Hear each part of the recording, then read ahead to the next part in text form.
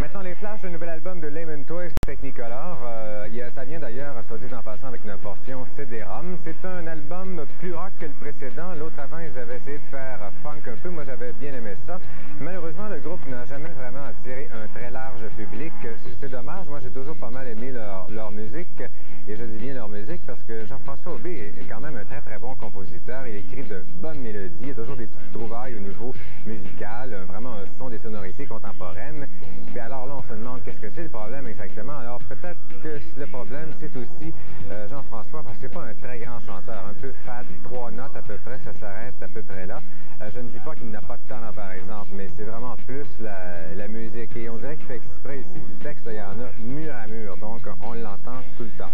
Enfin, je leur souhaite bien bonne chance avec cet album-là, mais je pense pas qu'il rejoigne plus de monde avec Technicolor.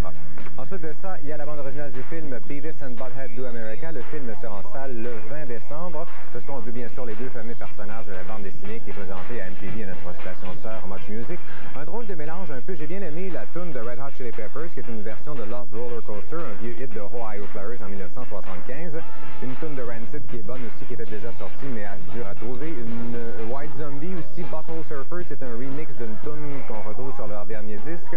Southern Culture and the Skids, qui font de la musique surf, c'était sur leur dernier album. Ensuite de ça, il y a le thème qui est fait par Isaac Hayes, mais il se moque de son propre thème de Shaft, un vieux film d'une vingtaine d'années à peu près.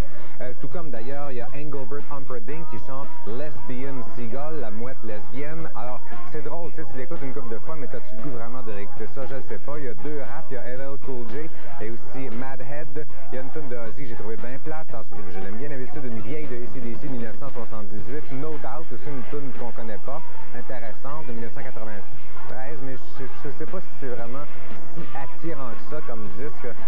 Après l'extrait, je vais vous suggérer une bande originale qui est pas mal plus intéressante. Voici un extrait du clip de Red Hot Chili Peppers.